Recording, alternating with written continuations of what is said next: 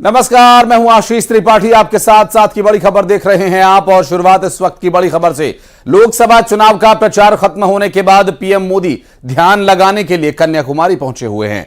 Vivekananda rock memorial में प्रधानमंत्री मोदी ध्यान लगा रहे हैं।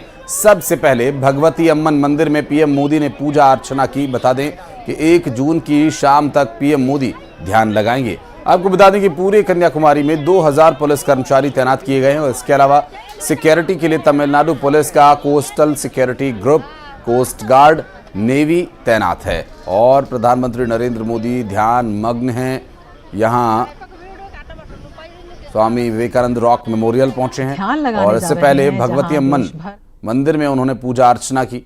और योग, प्राणायाम, ध्यान, ये योग के जितने भी आयाम हैं आज से इन सभी को साधने के बाद ध्यान जो एक स्तर इसका है, उस स्तर तक पहुंचने का लक्ष्य हर एक योगी का होता है और उस एक लक्ष्य तक पहुंच रहे हैं प्रधानमंत्री नरेंद्र मोदी ध्यान करने के लिए।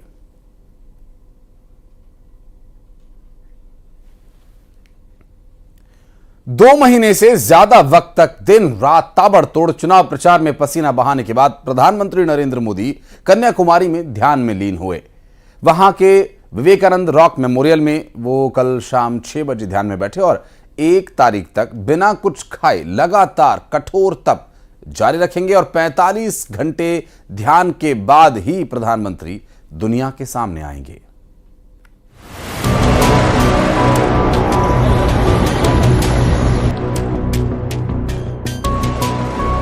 2024 के चुनाव प्रचार में अपनी पूरी ताकत झोंकने के बाद प्रधानमंत्री नरेंद्र मोदी कल शाम 6 बजे ध्यान में चले गए।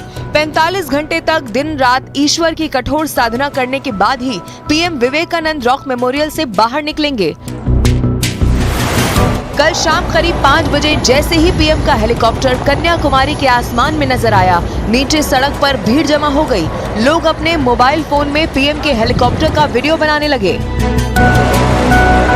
कन्याकुमारी पहुंचते ही पीएम ने सबसे पहले 108 शक्ति पीठों में एक भगवती अम्मन मंदिर में जाकर देवी कन्याकुमारी का आशीर्वाद लिया। देवी की पूजा अर्चना करने के बाद पुजारियों ने पीएम को प्रसाद दिया और देवी की एक तस्वीर भी उन्हें भेंट की गई। इसके बाद प्रधानमंत्री विवेकानंद रॉक मेमोरियल पहुंचे। वहां पीएम ने स्वामी विवेकानंद से पहले उनके गुरु रामकृष्ण परमहंस को हाथ जोड़कर नमन किया और फिर अपने रोल मॉडल स्वामी विवेकानंद की प्रतिमा पर फूल चढ़ाकर उन्हें श्रद्धांजलि अर्पित की। प्रधानमंत्री कई बार स्वामी विवेकानंद को अपना रोल मॉडल बता चुके हैं। इसी वजह से उन्होंने ध्यान करने के लिए विवेकानंद रॉक मेमोरियल को ही चुना। पीएम मेमोरियल के उसी ध्यान मंडपम में बैठे हैं जहां खुद स्वामी विवेकानंद ने 1892 में 3 दिनों तक ध्यान किया था और फिर उन्हें ज्ञान की प्राप्ति हुई थी। प्रधानमंत्री 45 घंटे तक उसी ध्यान मंडपम में मेडिटेशन करेंगे। इन 45 घंटों के दौरान वो बेहद कठोर नियमों का पालन करेंगे। 45 घंटों तक वो अन्न का एक दाना भी नहीं खाएंगे। सिर्फ नारियल पानी और दूसरे तरल पदार्थ पीकर ही शरीर को ऊर्जा देंगे और बिल्कुल मौन रहेंगे। 1 जून को जब उनका ध्यान पूरा होगा तब वो अपने कक्ष से बाहर निकलेंगे। मगर प्रधानमंत्री का कार्यक्रम यही खत्म नहीं होगा। कन्याकुमारी से रवाना होने से पहले वो रॉक मेमोरियल के बगल में मौजूद महान तमिल संत और कवि तिरुवल्लुर की प्रतिमा पर जाकर माल्यार्पण भी करेंगे। और आज रायपुर में बीजेपी का चिंतन शिविर है। बीजेपी में मंत्रियों को क्लास दी जानी है। दरअसल मंत्रियों के गुड गवर्नेंस की ट्रेनिंग के लिए, सरकार चलाने के लिए जो आवश्यक गुण होने चाहिए और अतिरिक्त प्रयास करने के लिए और अच्छा प्रशासन चलाने के लिए ये ट्रेनिंग रखी गई है। सीएम साहब भी इस चिंतन शिविर में मौजूद रहेंगे। और आपको बता दें कि रायपुर के मंत्री आईआईएम के मैनेजमेंट के गुर सीखेंगे। 31 मई से 1 जून तक ओरिएंटेशन कार्यक्रम का आयोजन किया जाएगा और इससे कोई भी वंचित न रहे। कैबिनेट का कोई भी सदस्य, इसके लिए पहले ही सभी को सूचना दे दी गई है। और प्रदेश के मुख्यमंत्री और साय सरकार के मुखिया आईआईएम मिलकर के इसका आयोजन करवा रहे हैं, जिसे चिंतन शिविर नाम दिया गया है। और मंत्रियों की ये क्लास सुबह 9:45 से शुरू होगी। जो शाम 7 बजे तक चलेगी और इस दौरान देश के चर्चित विषय विशेषज्ञ मंत्रियों को सुशासन से लेकर उद्योग, शिक्षा, स्वास्थ्य, संचार, मीडिया प्रबंधन के गुर सिखाएंगे और यहां IIM रायपुर के अलावा कई अन्य शहरों के एक्सपर्ट्स आने वाले हैं। पुणे हिट एंड रन मामले में नाबालिग आरोपी की मां शिवानी अग्रवाल पुलिस की रडार पर है। उनकी गिरफ्तारी तय है। पुणे क्राइम ब्रांच शिवानी अग्रवाल की तलाश में कई जगह छापा मार रही है। क्राइम ब्रांच शिवानी अग्रवाल से पूछताछ की तैयारी में थी, लेकिन उससे पहले ही वो फरार हो गई और अब पुलिस उन्हें ढूंढ रही है। यानी नाबालिग के पिता और दादा के बाद अब मां सलाखों के पीछे पहुंचने वाली है।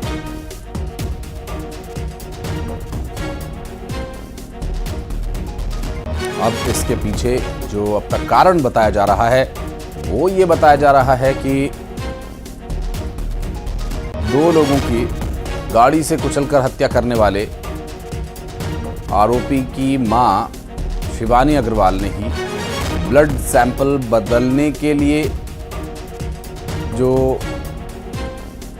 षड्यंत्र था उसे रचा और उसे अंजाम दिया। इस पूरे मामले में अब तक आरोप ये सामने आए हैं। बहरहाल अब देखना होगा कि शिवानी अग्रवाल जब पकड़ी जाएगी तो पुलिस का इस पूरे मामले पर क्या और खुलासा होता है। जम्मू के अखनूर में तीर्थयात्रियों को ले जा रही एक बस 150 फीट गहरी खाई में गिर गई। इस दुखद हादसे में 22 लोगों की जान चली गई और 69 लोग इसमें घायल बताए जा रहे हैं। घायलों को जम्मू के अखनूर अस्पताल और सरकारी मेडिकल कॉलेज में भर्ती कराया गया है। दरअसल हादसा जम्मू पुंछ राजमार्ग पर हुआ और ये बताया जा रहा है कि बस में उत्तर प्रदेश के हाथरस के अलावा राजस्थान के करीब 90 लोग सवार थे और सभी हाथरस से शिवखोड़ी जा रहे थे और हादसे की वजह फिलहाल सामने नहीं आ पाई है और इस हादसे में दुखद 22 लोगों की मौत हो गई। आपको बता दें कि 69 लोग इस पूरे हादसे में घायल हुए हैं। घायलों को जम्मू के अखनूर अस्पताल और सरकारी मेडिकल कॉलेज अस्पताल में भर्ती कराया गया है। ये हादसा जम्मू पुंछ राजमार्ग पर हुआ है। बस में उत्तर प्रदेश के हाथरस के अलावा राजस्थान के करीब 90 लोग सवार थे।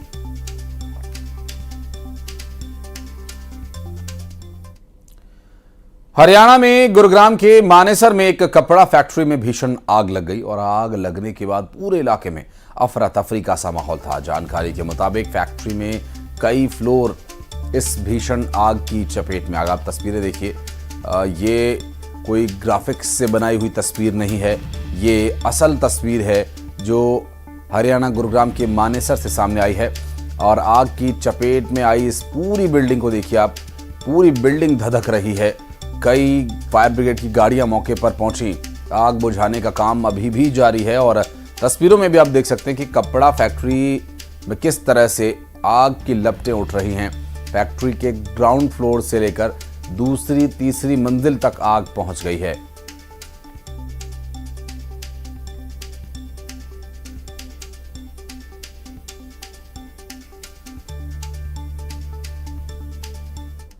ये काफी बड़ी आग है और ये 5:35 पे हमारे पास फायर की सूचना आई थी।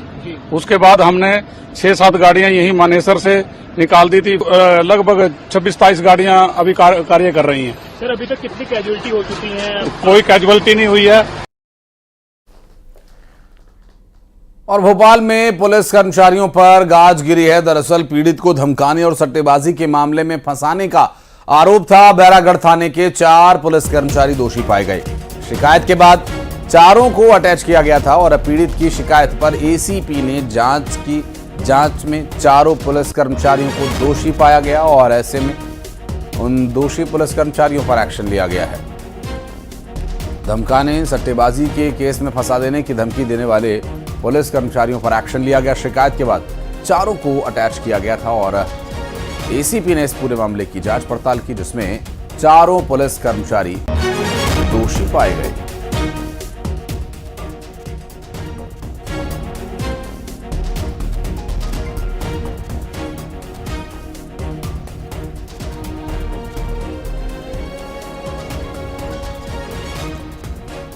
दरअसल जो ये पूरा घटनाक्रम सामने आया, इसमें एसीपी ने इस पूरी घटना की जांच की है और पुलिस कर्मचारियों को दोषी पाया।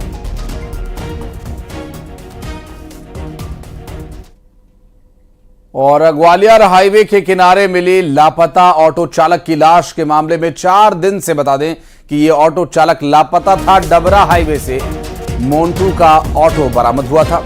साथ ही आपको यह भी बता दें कि ऑटो में कई जगह पर खून लगा हुआ था और प्रारंभिक पड़ताल में ऑटो चालक की हत्या किया जाना प्रतीत हो रहा है और परिजनों ने भी इस मामले में हत्या किए जाने का आरोप लगाया है। ये ग्वालियर से पूरा मामला सामने आया, जहां पर लापता ऑटो चालक का शव मिला है।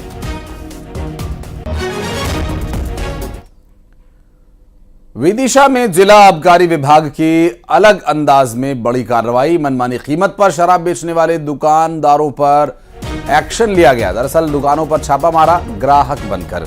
आपको बता दें कि ग्राहक बनकर अधिकारी ही दुकान पर पहुंचे और एमआरपी से ज्यादा कीमत वसूलने पर कार्रवाई की गई कई जगह पर और दुकानों पर कोई रेट लिस्ट नहीं थी, मनमाने दाम वसूले जा रहे थे।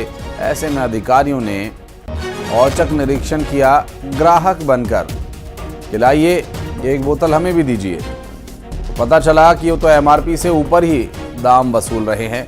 ये अलग ही सरकार चलाने के प्रयास में है, अपनी जेबें भरने के लिए भ्रष्टाचार की पराकाष्ठा को पार कर भ्रष्टाचार के ऊंचे दर्जे पर पहुंच गए। जनरली इनके खिलाफ काफ़ी शिकायतें काफ़ी समय से आ रही थी, तो शुरू में भी कार्रवाइयाँ की गई हमारे द्वारा और कार्रवाई को प्रतिफल में क्रॉस चेक करने के लिए आज हम लोगों ने एक सामूहिक रूप से कार्रवाई करी, जिसमें हमारे साथ सम्मिलित है प्रशासन की टीम भी सम्मिलित है, नायब तहसीलदार साहब लोग हैं 2 शहर के। तो आज हमने जो पाए गए, हमारी तीसरी दुकान है आज इंस्पेक्शन की। इसके पहले हमने 2 दुकानें और देखी, जिसमें हमने रेट संबंधी मुख्य टेस्ट परचेस करा करके देखे हैं। तो उसमें टेस्ट परचेस में रेट तो उनके फिलहाल एमआरपी पर निकल करके आए हैं, परंतु अन्य त्रुटियां पाई गई है, जिसके लिए उसमें विभागीय प्रकरण कायम कर करके पेनल्टी किया जाएगा। प्राइमा फेसी जो चीज़ें निकल के आई हैं इस प्रकार की कि रेट लिस्ट वगैरह नहीं लगी हैं। यदि इसमें जो है फर्दर इंस्ट्रक्शन दिए, तुरंत रेट लिस्ट वगैरह लगाई जाएगी और जो भी कमी और फर्दर निकल के आएंगे उस पर आवश्यक निर्देश दिए जाएंगे। देखा अभी कि एक्सपायरी डेट की यहाँ पर वो आबकारी विभाग द्वारा उसको सीज करके उस पर नियमानुसार कार्रवाई की जा रही है। और खंडवा में जल संकट को लेकर महिलाओं ने प्रदर्शन किया। मानव श्रृंखला बनाकर सड़क पर चक्का जाम कर खाली बर्तन बजाकर आक्रोश प्रकट किया। प्रदर्शन के दौरान राहगीरों से नोकझोंक भी हुई और इस प्रदर्शन के दौरान एम्बुलेंस को रास्ता दिया गया। इंदिरा चौक क्षेत्र में महिलाओं ने प्रदर्शन किया है।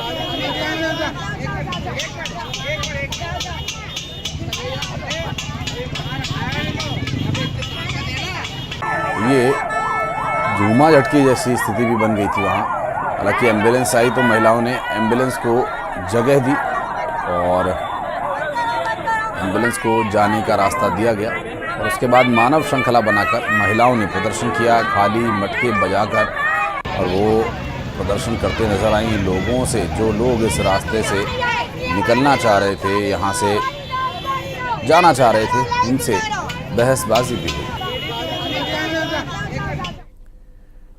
और सतना में तेज आवाज के साथ जला केबल और ट्रांसफार्मर। दरअसल केबल और ट्रांसफार्मर में आग लगने से बिजली गुल हो गई। आपको बता दें कि यहां तेज आवाज के साथ ट्रांसफार्मर में आग धधक उठी और ट्रांसफार्मर धू धू कर जलने लगा। आपको बता दें कि बिजली काफी देर तक बाधित रही ट्रांसफार्मर जलने की वजह से। और आपको बता दें ये भी कि नवदुर्गा चौक के पास का ये पूरा मामला बताया जा रहा। देखिए जिस तरह से मानो कोई आतिशबाजी यहाँ पर हो रही है और तेज़ धमाके की आवाज़ के साथ यहाँ पर ट्रांसफार्मर चलने लगा। और ये उस वक्त की तस्वीर जब उसमें स्पार्किंग शुरू हुई। हालांकि इस घटना के बाद पूरे इलाके में अंधेरा छा गया और सतना से तस्वीरें सामने आई जहाँ पर केबल और ट्रांसफार्मर में आग लग गई। भीषण गर्मी का दौर जारी है और अधिक लोड इस वक्त ट्रांसफार्मर्स पर है और अन्य जो इक्विपमेंट्स हैं उन पर।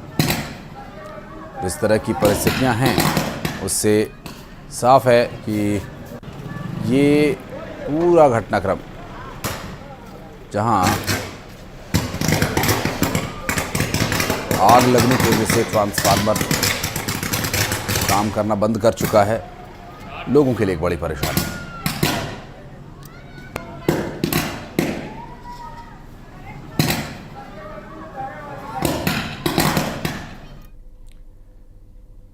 और पन्ना के पवई थाना पुलिस ने गांजा तस्करी पर बड़ी कार्रवाई करते हुए 1 करोड़ रुपए से ज्यादा की रकम का गांजा बरामद किया है। इस गांजे का वजन 5 क्विंटल 38 किलो है, जिसकी अनुमानित कीमत 1 करोड़ 7,74,000 रुपए आंकी गई है। आपको बता दें कि बरामद गांजा जहां वाहन चेकिंग के दौरान भूसे के अंदर से ये मिला और भूसे के अंदर ये बोरियों में भरकर बेचने के लिए गांजा लेकर जा रहे थे। अवैध मादक पदार्थ गांजा जिसका जखीरा देखकर पुलिस के होश उड़ गए, क्योंकि ये 5 क्विंटल से भी ज्यादा गांजा बरामद किया। एक बड़ी कार्रवाई मादक पदार्थों के खिलाफ। और अगली खबर भिंड से, जहां जैन मंदिर की जमीन मुक्त कर दी गई है। जेसीबी से किया गया अस्थायी अतिक्रमण हटा दिया गया है। परिक्रमा मार्ग पर लोगों ने कब्जा किया हुआ था और अतिक्रमण को अब जेसीबी की मदद से हटा दिया गया है। ऐसे में परिक्रमा मार्ग पूरी तरह से अब लोगों के लिए, उन श्रद्धालुओं के लिए जो यहाँ परिक्रमा करने के लिए आते हैं, खाली मिलेगा। और जो परिक्रमा मार्ग है उस परिक्रमा मार्ग पर कई जगह अतिक्रमण किया गया हुआ था और ऐसे में अब प्रशासन ने कार्रवाई करते हुए अवैध रूप से किए गए अतिक्रमण को हटा दिया है।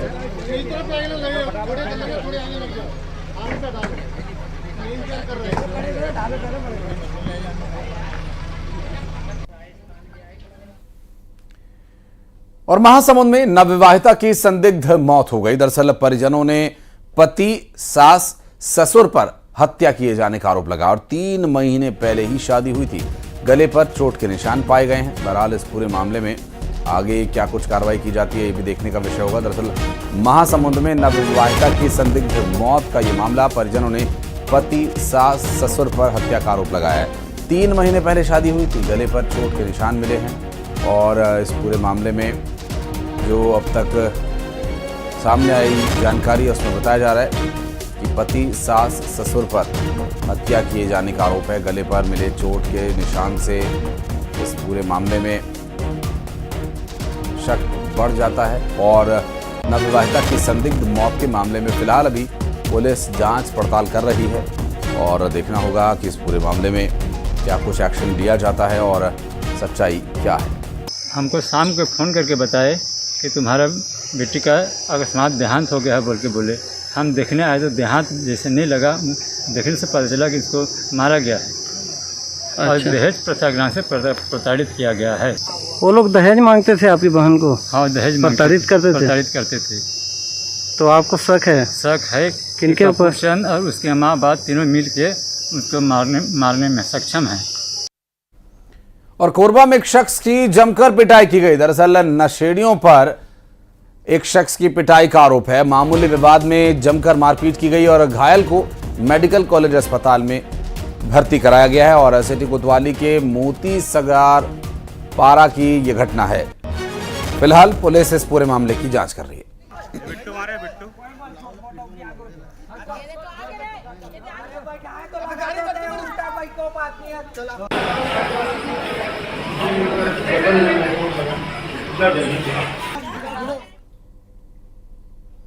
और बढ़ते आगे आपको बता दें कि दतिया से खबर, जहां ससुराल पक्ष के लोगों की पिटाई का ये मामला भांडेर अस्पताल परिसर में मारपीट हुई थी। महिला ने फांसी लगाकर खुदकुशी कर ली थी और मृतक के परिजनों का ससुराल पक्ष पर आरोप है और ससुराल पक्ष पर हत्या करने का आरोप लगाया। भांडेर पुलिस पूरे मामले की जांच में जुटी हुई है। आपको बता दें कि ये जो पूरा घटनाक्रम है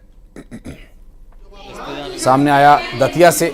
ससुराल पक्ष पर हत्या करने का आरोप है और वहां परिवार के लोगों के साथ मारपीट की गई और मृतक के परिजनों का ससुराल पक्ष पर यह आरोप है। ससुराल पक्ष पर हत्या किए जाने का आरोप लगाया है और भांडेर पुलिस पूरे मामले की जांच कर रही है।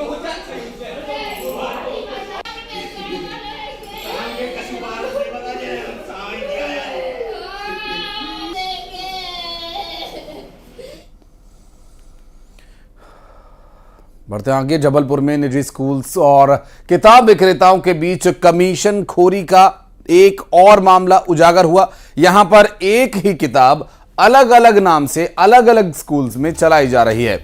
इन किताबों के प्रकाशक और लेखक एक ही हैं। फ्रेंड्स पब्लिकेशन इंडिया आगरा द्वारा प्रकाशित इन किताबों को सुमेधा और आमोदनी नाम दिया गया है। दोनों ही किताबों का लेखन संकलन वाराणसी के डॉक्टर राम अवतार शर्मा ने किया है और यह सुमेधा जिसका विक्रय मूल्य 345 रुपए है, वहीं आमोदनी 265 रुपए में बेची जा रही है। कलेक्टर ने अभिभावकों से अपील की है कि बच्चों की सभी किताबों के ISBN नंबर्स की जांच करें और उन्हें ISBN सर्च लिंक जिसमें isbn.gov.in पर सर्च कर सकते हैं और व्हाट्सएप नंबर भी एक जारी किया गया है 7587970500। और एक बड़ी खबर आपको बता दें, छत्तीसगढ़ कोयला घोटाला से जुड़ी ये बड़ी खबर आ रही है। कोर्ट ने 2 आरोपियों को EOW की रिमांड पर सौंप दिया है। आरोपी सूर्यकांत तिवारी को EOW की रिमांड पर सौंपा गया। निलंबित IAS समीर बिश्नोई को रिमांड पे सौंपा गया। 4 दिन की रिमांड पर सौंपे गए दोनों आरोपी 3 जून तक EOW की रिमांड पर रहेंगे दोनों ही आरोपी।